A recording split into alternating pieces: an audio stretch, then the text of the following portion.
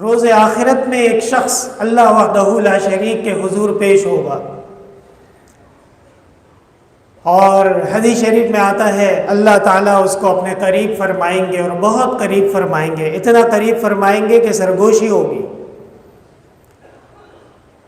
اور اللہ تعالیٰ اپنے بندے سے کہیں گے یاد ہے گناہ، فلاں گناہ کیا تھا، یاد ہے؟ بندہ کہے گا جی یاد ہے۔ اچھا فلاں کام کیا تھا، یاد ہے؟ جی یاد ہے۔ فلاں کام کیا تھا، یاد ہے؟ جی یاد ہے۔ وَلَكِنْ أَسْتُرُ عَلَيْكَ، اللہ تعالیٰ فرمائیں گے میں نے تم پہ پردہ رکھا۔ بندہ کہے گا جی یا رب، آپ میرے خدا، میرے معبود، میرے اللہ، آپ کا کرم، آپ کی رحمتیں بہت زیادہ ہیں کہ آپ نے میرے اوپر پردہ رکھا ہوا ہے۔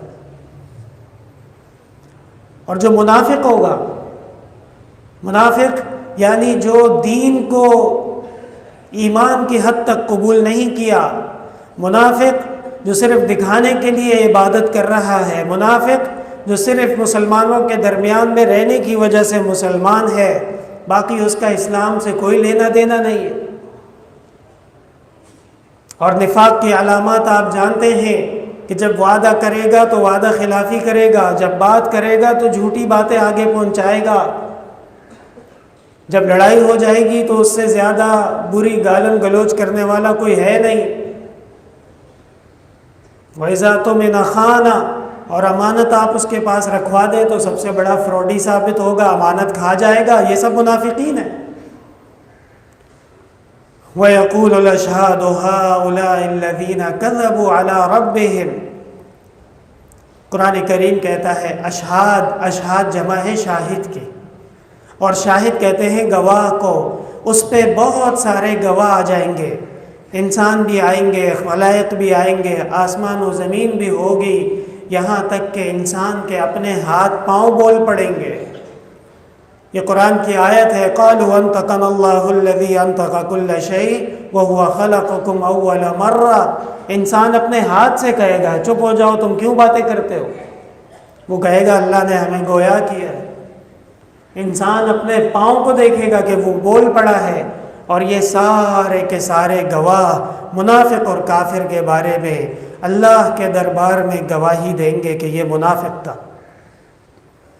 یہ کافر تھا، یہ ایمان کو مقبول نہیں کر رہا تھا، اس کا دل و دماغ اور اس کی زبان وہ ایمان کی حرارت اور ایمان کی حلاوت سے رطب نہیں تھی، اس لیے اللہ وحدہ لا شریک فرمائیں گے اس کو جہنم کے گڑھے میں ڈال دو۔